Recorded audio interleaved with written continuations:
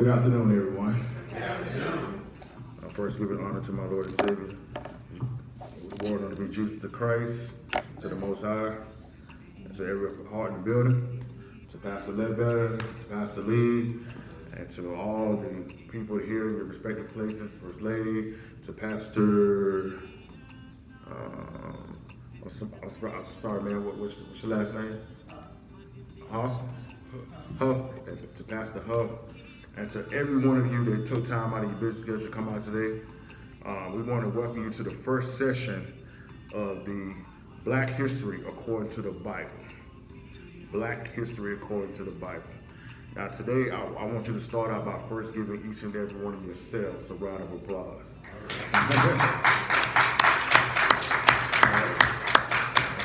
And why did I ask you to do that? I asked you to do that because you took a step that other people were not willing to do. We've been across these counties. We've been promoting this for 2 months.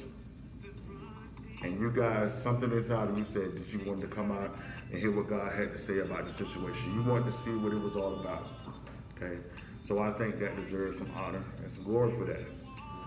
Because we're living in a time where our people have become so accustomed to traditions and doing the things that they've always done, that it takes some type of effort and resilience to step outside of what we deem the norm. So I think that is very important that we acknowledge that. Okay. Now, we have been graciously hosted by Pastor Anthony Ledbetter and the Piney Grove Church of God family. So let's give them a round of applause as well for opening their doors to us, because we know that took bravery. A lot of times people, when it's outside of what we deem the norm, people don't want to do it. People are more so concerned about what people will think. So I think he deserves some honor for that as well. And I mean, he's been standing with me since 2012, but we've been traveling over the southern part of this country since 2012. And we've been giving this information since 2014, 2015 to everyone else. And the Most High had never released me to bring this to my hometown. It's been kind of sad and disturbing and a long journey, because you want everybody to be helped. You want everybody to be blessed. But there's always going to be a special place in your heart for those that you know and love. Those that grew up with you, those who played a part in who you are. I used to tell everybody all the time, they would say, man, where you come from and who gave you this knowledge? And I would say, man, I'm just a country boy from Anson County. I would tell them, man, that's what we tell them everywhere we go. No matter what state we was in, I would say, man, I'm just a country boy from Anson County. It's not about this man, it's about the man that I know. I met a man one day, and that man showed me not only who I was, but who the Most High was, and that's why we're here today. Amen. That's why we're here today. So this is not going to be your church service that you're used to. We're going to need your guys' interaction in this. Because these next 4 weeks, it's going to be a teaching series where we're going to assist you along this journey to find out who you really are. Okay? So I'm going to need 3 things from you guys to make a promise to me. It's this. Number 1, I need you guys to have an open mind. Amen. Okay? That's what I need first and foremost for. I need you to have an open mind. Number 2 is I need you to be patient. This is going to be 4 weeks. And let me explain to you that what we're going to give you these 4 weeks is just the bottom level. Okay, it's not even really everything that you need to know. This is an introduction to what you need to know. This is the beginning of many of your journey. So if you hear something today or next week or the week after that goes against everything you've known, don't take it as an attack or don't take it personal or be offended. Process it. Pray about it. And we're going to give you all of the information that we have. So you won't be able to say that it's our opinion. As you saw on the advertisement, we said it's going to be biblical, historical, and secular information to show who we were before we came into this country in slave ships. Okay? Lastly, what I need you to do is to operate in humility. If someone asks a question during this time you deem dumb or insignificant, don't do that. Let them ask the question that they need to ask. If we go over a particular subject, let us finish discussing the subject before you interject your question.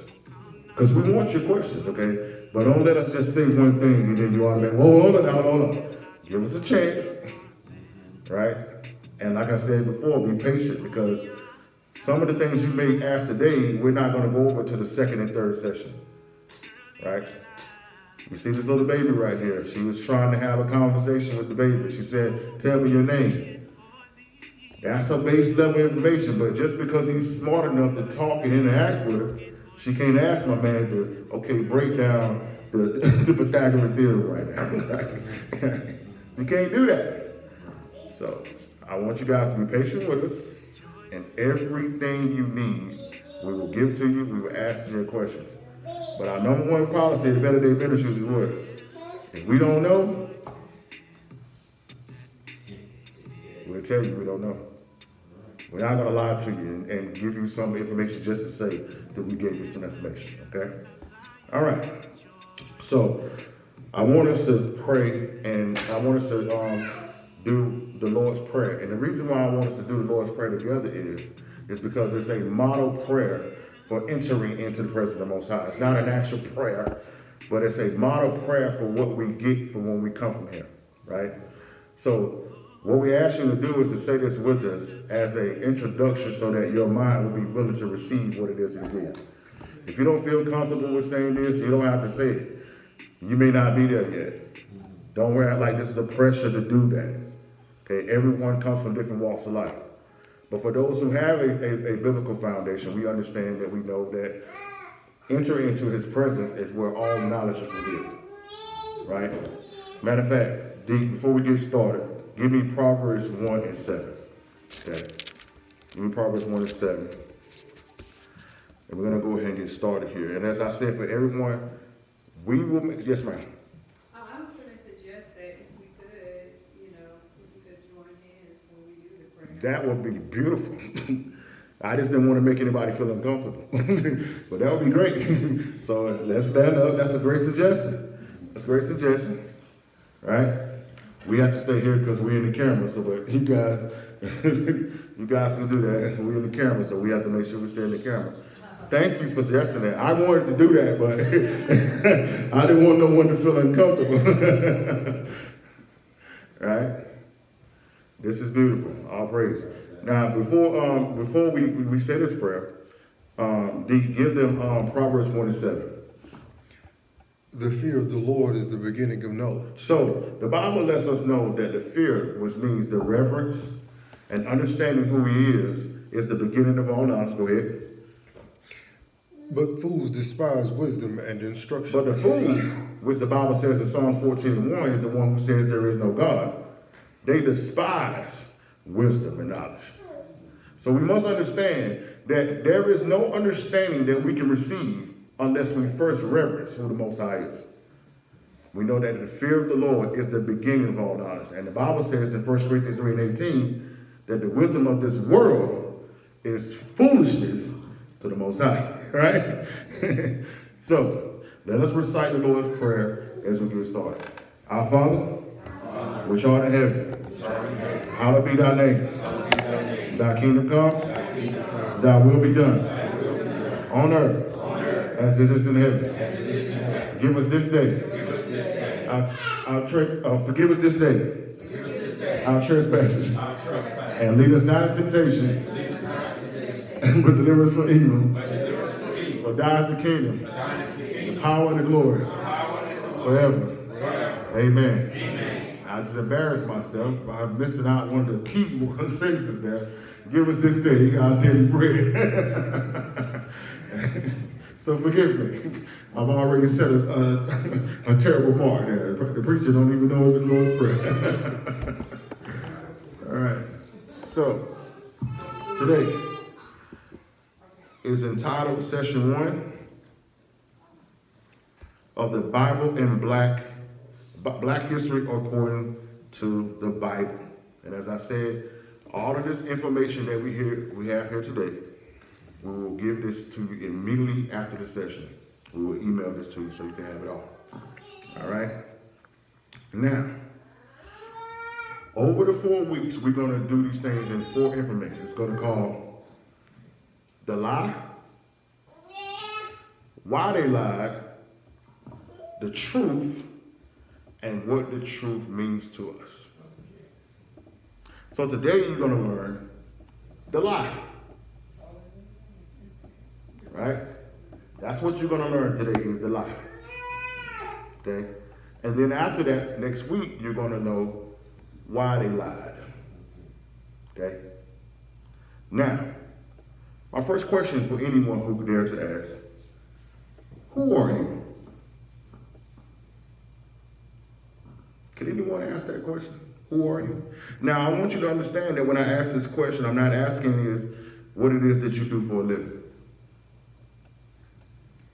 I'm not asking your name.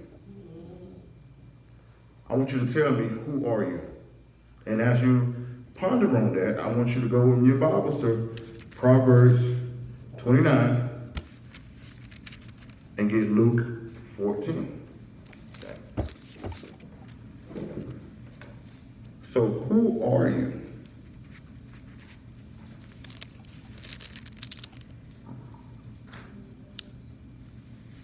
Anybody dare to answer that question? Who are you? Yes, ma'am. I'm Israel. All right. Now the lady said that she's Israel. Some of you may say, "Whoa, that sounds odd. I've never heard someone say that before." But I have a funny feeling that statement that she's made to you now, in 4 weeks, you're going to have a totally different perspective on that statement in 4 weeks. Majority of you, let me ask this from a different perspective. When you go to a governmental facility, social services, to the doctor, whatever the case may be, and you're filling out race or nationality, what box do you check? Sister, these sisters is on it today, man. Y'all better step up. These sisters came now. So, sister, could you share with us why is it that you check up? You don't have to go deep into it, but just what led you to saying nothing? Because the other one, sometimes I put, sometimes I check African American and Native. Okay. Sometimes if I don't see that, I just check other. Sometimes I just like checking other. Okay. Just to throw them off. Just to throw them off. Yeah. I respect that. Now, this is the reason why we asking this. Now, we asked you guys to go to Proverbs 29, and we asked you to go to Luke 14, but we're going to read to you Deuteronomy 32 and 7. We're going to go back to that, but I'm setting this up for a particular reason here. Okay? You do slide. Okay, you got it. Deuteronomy 32 and verse 7. Let's read that. Remember the days of old. Remember the days of old. Consider the years of many generations. Mm-hmm. Ask thy father. Ask thy who? Ask thy father. Go ahead. And he will show thee. Mm-hmm. Thy elders, and they will tell thee. Now, so for the so-called black man, for the so-called African American man, when we were born, and we would ask our fathers who we were, what would be the answer? We used to be slaves. That's what you were initially told as an overall perspective.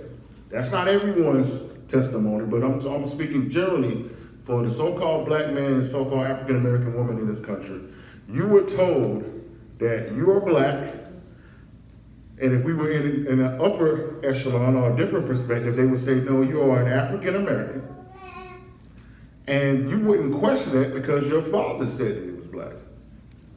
The elders, everybody in the community said we're black people. James Brown said loud, I'm black and I'm proud. But my question today is, let me ask you from this perspective. How many of you ever heard of Alexander the Great? Everybody heard of Alexander the Great? Do you know what time frame that he lived?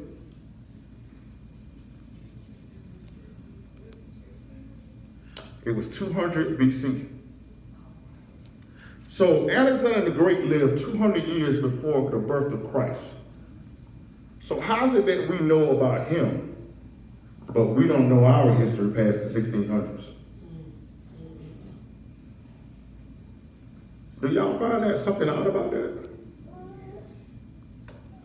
That when they come into what they call Black History Month, everything starts from the slave plantation and goes forward, as if the world didn't exist prior to 1619 or 1524 or whatever time frame you want to start.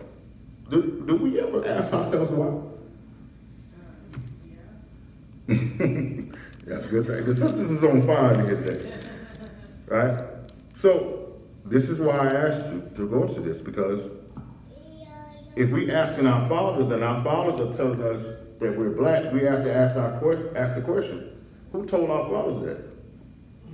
Because there's no country in the world called black.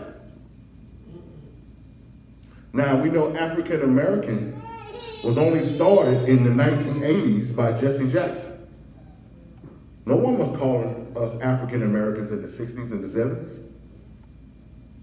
You were not considered American, and if you watch the news carefully, you're only considered an African American when you're doing things deemed American. When we're being shot dead in the street, they don't ever say African American killed. When they're arresting us for different crimes that our people in our community are committing, you don't never see African American was arrested today. You always see black, but if someone does something in the military or someone does something athletic-wise, they say the first African American or the first African American. Y'all ever thought about that? But our what they call white brothers and sisters can tell you exactly where they came from, what country. Our Asian brothers and sisters they don't call them Asian Americans. They'll tell you, I came from Korea, I came from South Vietnam, I came from China. The rest of the people that come from Africa, that come to this country, they'll say, I'm from Somalia, I'm from Ethiopia, I'm from Sudan. How is it that we have been labeled a continent and we didn't even get that until the 1980s? Who are you? Right. Now, let's go to Proverbs 29. And let's go to verse 18. Watch this. We're just going to build a foundation before we get into this information. So be patient with us. Let's go to Proverbs 29. And I want you guys to hold that because we're going to go right to Luke 14. Proverbs 29, let's get verse 18 there. Watch this. Where there is no vision, the people perish. Now, so the Bible says that where there is no vision, the people perish. Can you guys honestly say as a whole, for the so-called black man, for the so-called African American man, that there is a clear vision of success and prosperity? There isn't, is it? So this is the reason why our communities have perished. With all of you pastors that are in here today who are working tirelessly and giving everything that you can to your communities are still perishing, are they not? But what happens if we are operating under the wrong vision?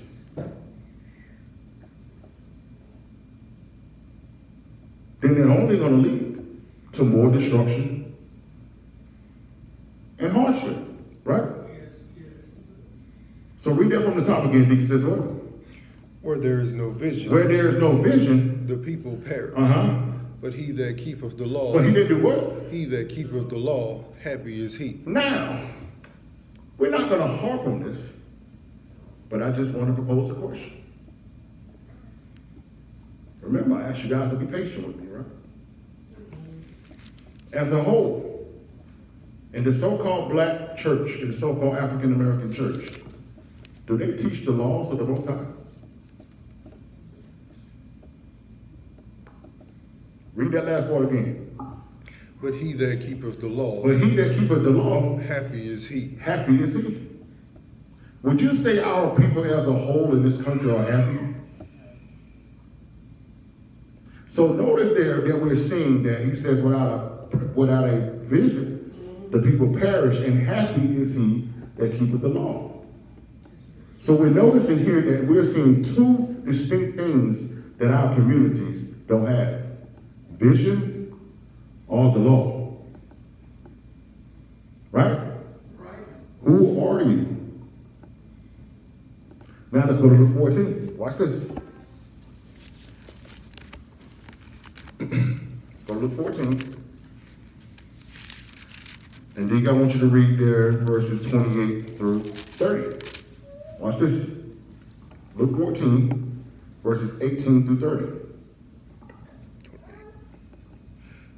28. Yes, sorry. It's like, excuse me, 28 through 30. For which of you, intending to build a tower, sitteth not down first and counteth the cost, whether he have sufficient to finish it? Have we as a people counted the cost of what it was going to take for us to finish being a successful community and families in this nation? Or have we been scrambling because we didn't have a vision? The fathers, the leaders, have we counted the cost? So if we don't count the cost, what happens? Verse 29. Lest haply, after he has laid the foundation and is not able to finish it, all that behold it begin to mock him. Don't the rest of the nations, don't they mock us? Ain't we a laughing stock in this world? Y'all see how you see how this Bible is just opening up when we look at it from our eyes and what's going on with our community? We never really took the cost because we didn't have the right vision. We were operating on that false identity. So when I ask you, who are you? We can't really say, so that means if you don't really know who you are, you can't really know what to do. Verse 30. Saying, this man began to build and was not able to finish. That's what they say, right? You'll have a pastor that will come into a community and he will give everything in his life to that community.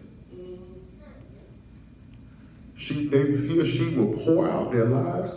They will forsake their families in many ways, their own livelihoods. They'll build this great ministry. And in 25, 30 years, what happens? It's gone.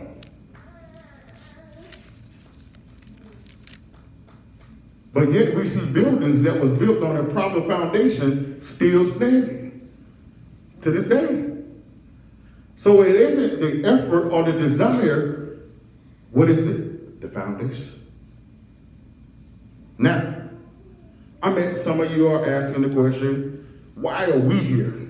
When I say why are we, I'm saying us. What is your agenda? That's what they ask us all the time, Mr. J. Because they are confused that we don't charge money for these things, and they are confused that we have poured out this information and made videos after videos and videos. We go into the streets, we go into the churches, we go everywhere and offer this information with no cost. So some of you may be saying, what is their agenda? Let me show you what the agenda is. Let's go to Proverbs 14. Okay, and I want you to hold that and get to Hosea 4. I want to show you why we're here. These are essential questions that we must ask before we get into the information. Who are you? Why are we here? Us. Why are we here? Right? Let's go to Proverbs 14 and get Hosea 4. Okay. Proverbs 14, and let's give them verse 12 there. There's a way that seemeth right unto a man. So there's a way, ladies and gentlemen, that seems right to all of us. We had a plan, we had goals, we had dreams. It seemed right, but what happened, D? But the end thereof are the ways of death. Y'all see that? There was a lot of things that our people in the 20s, 30s, 40s, and 50s, and the 60s thought that we needed to do. But for some of you that are older, y'all see the gray, but I'm not as old as you think it is. It's gray, it's hereditary, right? For some of you that are a lot older than me, can you not admit that our communities were way better off before the Civil Rights Movement? Oh, yeah. If you don't believe me, just go to Google one day and put in communities of the 20s and 30s. There was a Black Wall Street, there was Durham was really doing well. Washington, D.C. had a thriving black community, Harlem, Compton, Richmond, Virginia. That's right. Many, I mean, you can go from state to state to state. But look at those same communities now. Read it again. It says what? There is a way that seemeth right unto a man. There's a way that seems right to a man. But the end thereof are the ways of death. Now, as you go to Hosea 4, let me ask you guys a question. Let me ask someone that's from around here. Sam, if I asked you how to get from Charlotte from here, what would you tell me to do? I'm talking about from here, right here where we are. How would you tell me to get to Charlotte? I will tell you to leave out the parking lot and make a right. Okay, so I leave out the parking lot and make a right, You're gonna keep straight all the way until you get to a stoplight. right? And at that stoplight, you're gonna see a gas station and a Captain D's on your right. Mm-hmm. And you're gonna make a right at that stoplight. Mm-hmm. What direction will I be traveling? West. So I take Highway 74 west, and in about an hour, I'll be in Charlotte. Okay, so so in essence, Highway 74 takes me to Charlotte, right? But is it not correct that Highway 74, if I'm going the wrong way, will lead me away from Charlotte? So isn't it right that I can be on the right road, but going the wrong direction? Even though I'm on the right road. So the Bible was the right road. Christ was the right road. But because we didn't know who we were, we went in the wrong direction. Y'all see that? It's very important that you realize that. So the reason why I'm telling you guys is that we're here not to say that you're wrong, not to say that you don't know nothing. It's just that some things need to be tweaked. And the number one thing is your identity. Now, last question. Why are you here? What was it that told you to come out today? No, sorry, we didn't go to Hosea 4:6. I'm getting ahead of myself. I'm getting really excited now. Let me get Hosea 4:6. So we're showing you why we're here. Hosea 4:6. My people are destroyed for lack of knowledge. So here we go again. We found in Proverbs 1:7 that the fear of the Lord was the beginning of all knowledge, correct? So read that again. He says what? My people are destroyed for lack of knowledge. So we know that Proverbs 14:12 says that it seems right to a man, but the end of that way was destruction. But Hosea is telling us again, he says what? My people are destroyed for lack of knowledge. So that means the destruction is not necessarily that it's happening to us, a man or a government, as we like to say, but it's based on really what? A lack of knowledge. A lack of knowledge. But it's also based on what else? Because thou hast rejected knowledge. Because many of our people have rejected knowledge. I often try to get across to people that there's a difference between someone being ignorant to the truth and someone rejecting the truth. So there's a lot of people who are just ignorant. Ignorant is not a malicious word. Ignorant, it just means absent of knowledge. But rejection means that I had the knowledge presented to me and I was like, no, I'm straight. And now pastors, I know y'all can attest to this, that you have presented information to your communities and they rejected it. And you had to bury people who rejected it. You've been having to counsel families that rejected it. You've been had to continue to go to the prisons and go to the schoolhouses of people who rejected it. You've had to go to the hospitals and to the nursing homes of people that rejected it. So it wasn't that our people didn't have some of the information, it's because they rejected it. And as a result of rejecting the knowledge, what happens? I will also reject thee. And that's what our people don't want to believe. Do we not look as a whole as a rejected people? But that is not what we want to say when we come to church on Sunday morning. You want to say, I'm blessed. But are you? Really, are you? Or have we been rejected? Now, so why are you here? And I'm not asking that question for you to tell me because it's very important that you know why you're here. Let me get Romans 8:28.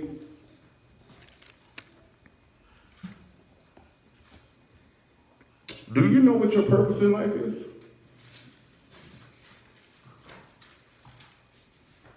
It's very important. Romans 8:28. Bring it out. We're going to break this down very slow because one part of this verse is quoted all the time in the Christian church, but not the last part. So let's break this verse down slow. Romans 8:28. Break it out. And we know that all things work together for good to them. Now, hold on, stop. This is what you hear come out of people's mouths all the time. We know that all things work together for the good, but that's where they stop. There's a whole lot more words there in that verse, ain't it? Mm-hmm. But you hear people all the time. Well, some bad happen. Well, you know all things work together for the good. Does it? Has it? Okay, so let's break it down. Let's start from the beginning. Go ahead. We know that all things work together for good. Okay. To them that love God. Now, let's stop. Do you guys, can you honestly say that you love God? What makes you say that you love God?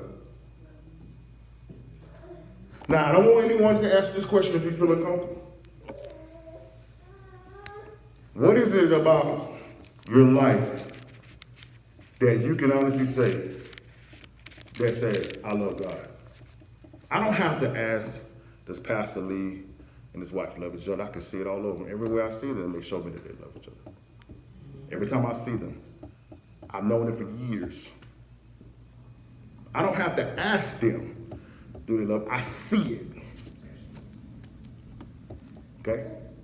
I don't have to ask Pastor Ledbetter, does he love his wife? I see it. I know them. I don't have to ask my brother and his wife, do they love each other? I know it because I see it. Because we can fake the funk. We can put on we know the people that like to put on the fronts, right? We know that.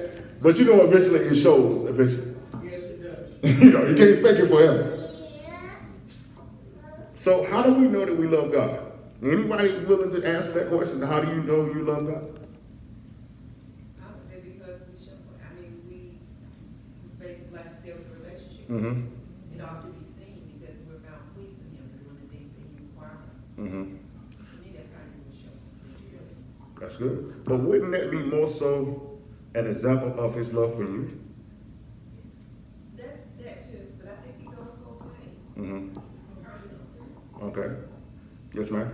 Well, I got a problem because I try to govern myself according to his ways, Mhm. his command, Mhm. and his statutes. Mm-hmm. So, Right. I say that. Right. Now, I'm glad both of you guys was brave enough to answer that question, because that's what I wanted to hear. Because we often base things about love on actions. But some would equate that it's not so much loving the person of the Most High, but it could be equated to loving what they do. So because you love what they do and you don't want to lose what they're doing, you feel obligated to do that. I'm just talking about from a general perspective, right? But what I didn't hear, what I heard it somewhat, but what I didn't hear was the biblical definition for what love is. 1 John 5:3. This is the biblical definition for what the love of God is.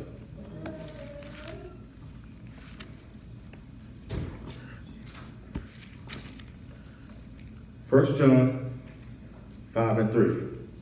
This is the biblical definition of the love of God. Break it out. For this is the love of God. This, ladies and gentlemen, is the love of God. This is how you show the world and Him that you love Him. Go ahead. For this is the love of God.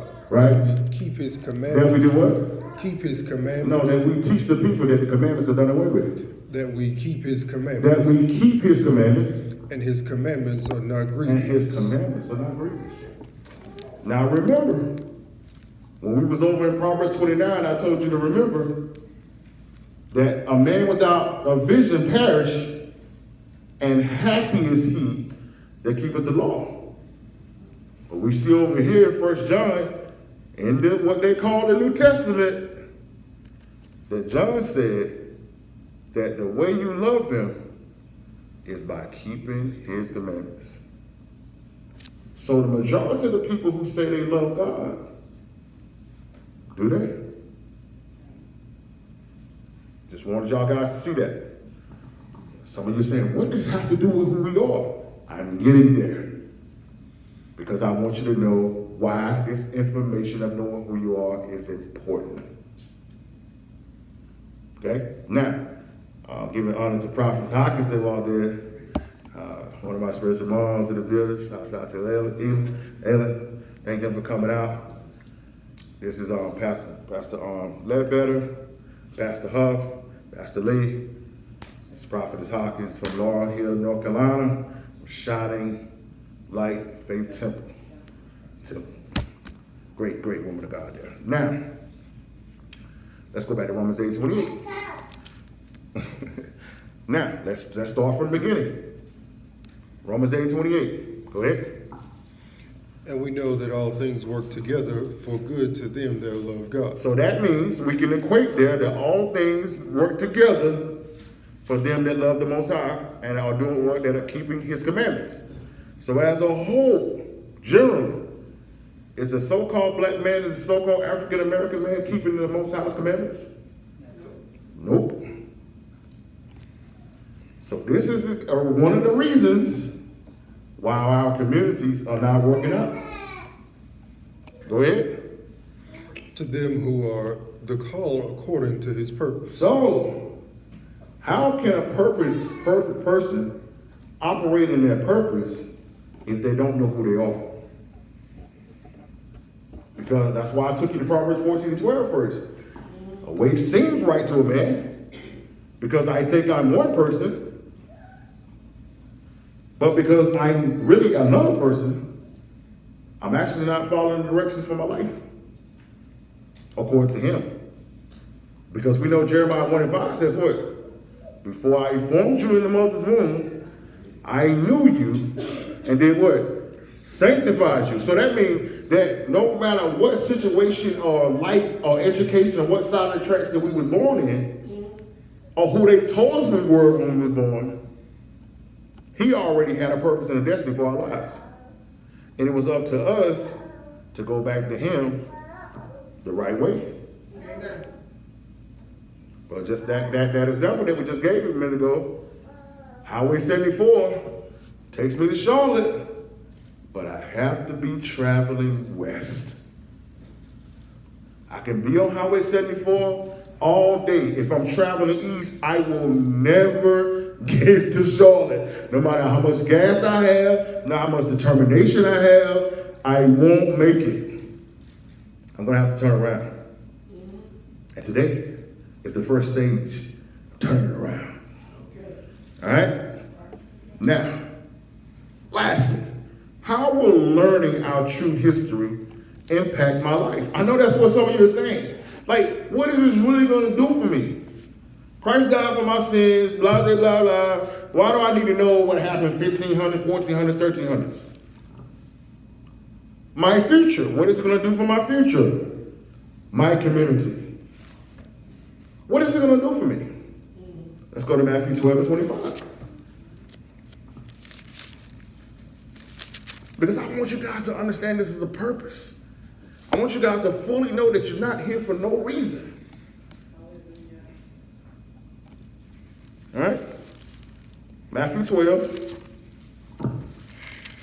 verse 25. And Jesus knew their thoughts and said unto them, Every kingdom divided against itself is brought to desolation. So, ladies and gentlemen, would you say, as far as the so-called black man, the so-called African-American man, would you say there's a sense of unity amongst us? Now, I'm going to give you just this radius of where we're at right now. We're currently in a Church of God church. You go down the road here about 2 miles, there's a Baptist church. You go back up the road here, it's my home church, it's a Baptist church. Travel up a few miles there, on the left, you'll see a non-denominational church. 3 different doctrines in a 2-mile and a 5-mile radius. Read it again. And Jesus knew their thoughts and said unto them, Every kingdom divided against itself is brought to desolation. It's brought to desolation. You have some of our people saying that we supposed to be Muslims. You have some of our people saying, yo man, our people from Egypt, we Kemet. You have some people saying, man, listen, there ain't no God. We don't got to worry about none of that. Read that last one in the red. Start it again. It says what? Every kingdom divided against itself is brought to desolation. Now, ladies and gentlemen, we know we already got enough against us in this country. That's right. If we ain't together for ourselves, what will happen? And every city or house divided against itself shall not stand. Look at Anson County. Just look at Anson County. This county, we did the research on it when we was doing the tours back in 2014. Has about 275 churches in it. Why?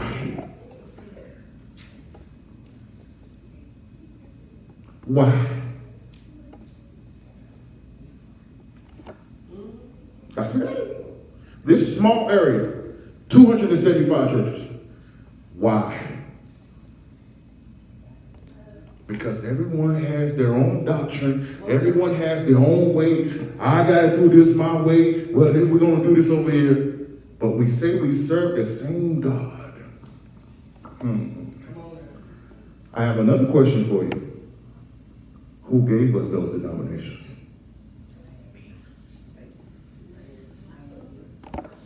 Like I said, just give you guys something to think about of why this is important. Now, John 8:32 says, and ye shall know the truth, and the truth shall make you free. What happens if you don't know the truth? Can't be. Does black man or the African American woman, do they look free? Don't, no. We can go through and dissect the Emancipation Proclamation in the Constitution. We're not talking about those guys today. We're talking about us. Are we free?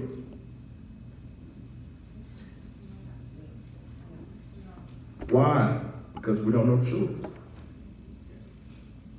Now we know that Jesus Christ is the way, the truth, and the life. No man comes to the Father unless they come by him.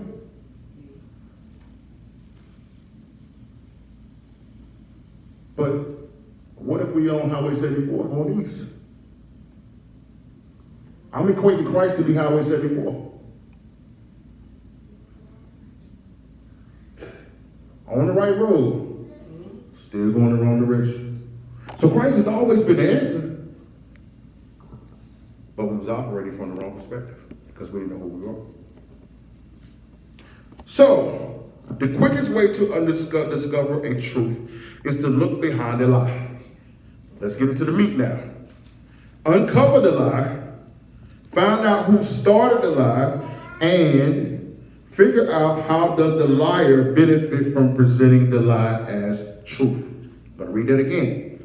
The quickest way to discover the truth is to look behind a lie. Okay? That's how you discover the truth, is you got to realize something's a lie, look behind it, and then you'll figure out that's the truth. But you must uncover the lie, find out who started the lie, and figure out how does the liar benefit from presenting us the truth. Let's start with something simple. How many continents is there in this world? How many continents? 7. Anybody want to name them? Anybody can name them? Antarctica? Hold on. You say Antarctica what?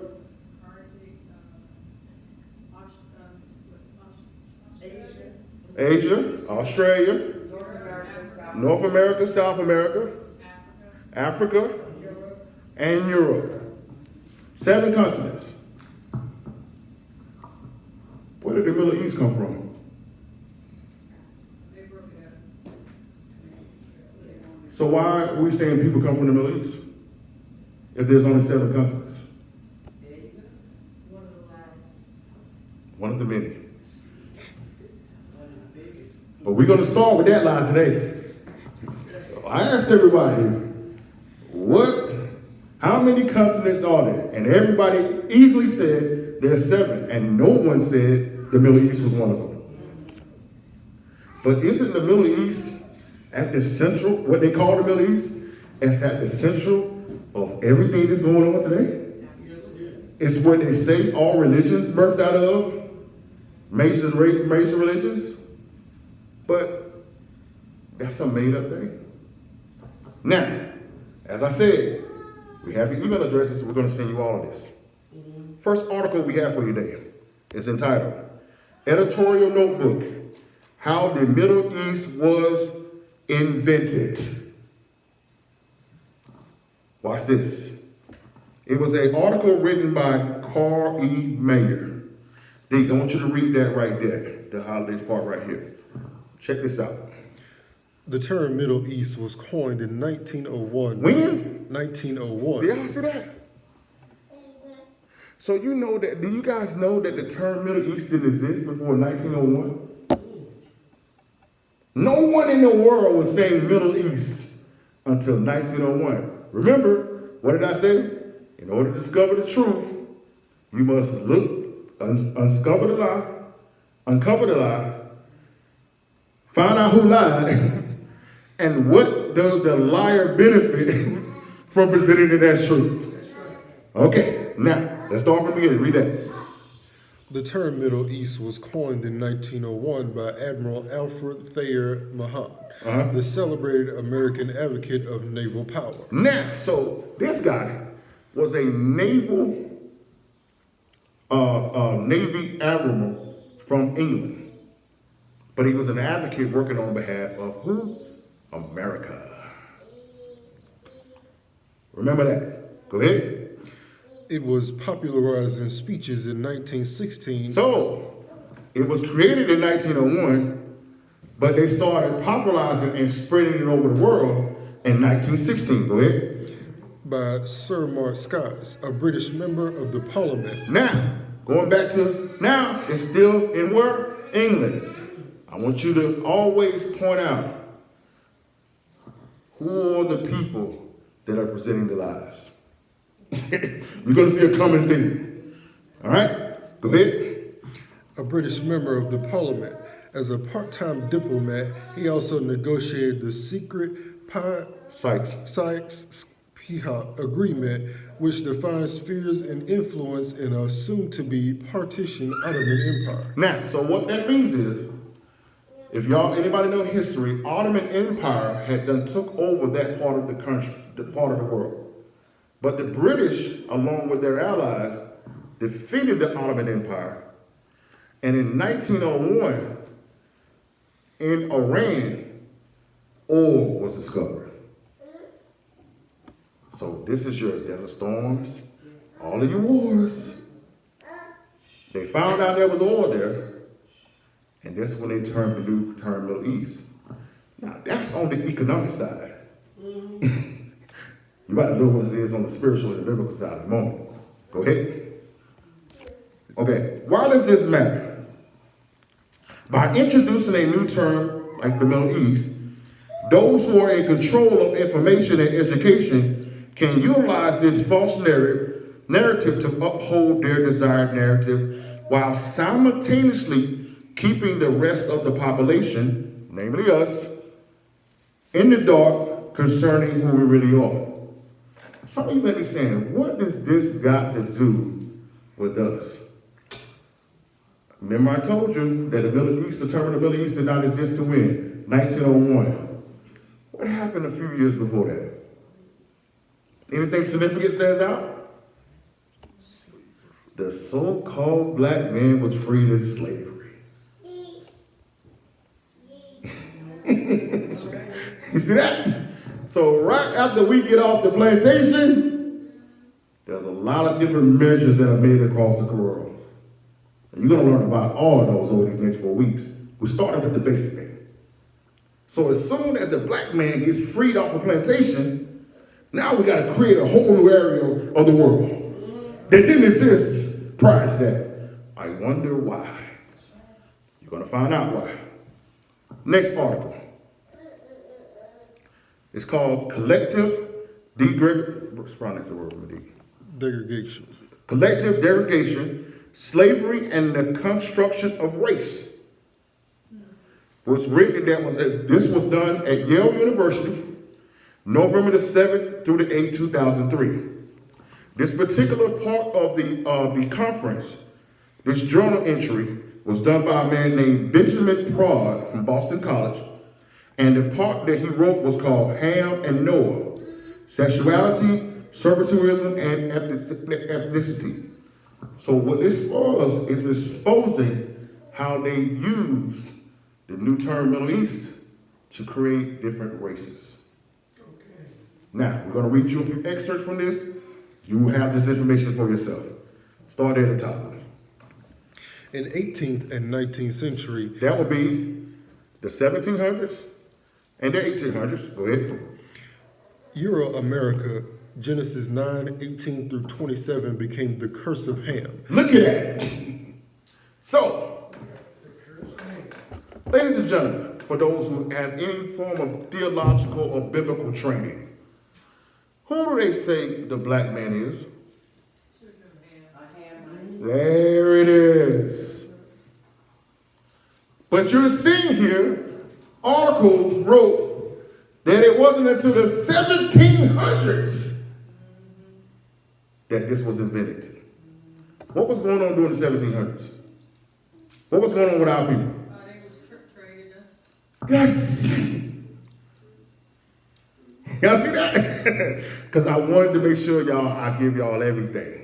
Watch this, go ahead. Became the cursed seed of Ham, a foundation myth. A foundation what? A foundation myth for collective degradation. conventionally trotted out as God's reason for condemning generation of dark-skinned peoples from Africa to slavery. Y'all see that? It was a convenient generalization to tell you why you went to slavery, to justify it. Now, what you're going to learn over the next 4 weeks is the Most High played a very, very important part in that, but it had nothing to do with Ham. Now, for those who don't know about that, let's go to Genesis 9 and let me show you what happened. We want to back everything up that they say in their secular world with the Bible. Right? Genesis 9, and let's just go straight to it. 18. Okay, go ahead. And the sons of Noah that went forth of the ark were Shem and Ham and Japheth. Now, it's very important for you guys to realize. Most of you guys know this, but I want to make sure I make a point for those who may not know this as they watch this video. That after the flood, there was only 8 people alive. Noah, his wife, Shem, his wife, Japheth, his wife, Ham, his wife. All sons of Noah and his wife. Okay? It's very important that you realize that. Now, go ahead. And Ham is the father of Canaan. Mm-hmm. These are the 3 sons of Noah, and of them was the whole earth overspread. So that means, ladies and gentlemen, it's very important that you also realize that everyone that is alive today came from Noah. I need you to just put little bullets in there. Because the one way, see, the enemy, listen, let me give you some clues about the enemy. He thinks he's smart. But what he doesn't understand is that all knowledge comes from the Most High. Amen. So when the enemy lies, he doesn't understand, for those who have a spiritual connection to the Most High, we are able to see the truth behind your lie. A lot of times, they actually tell themselves by their own lies. So what they don't realize is this significant lie that we're going to show you that they told actually is the base foundation for the awakening that's going on now. You're going to see that in a minute. Watch this. Go ahead.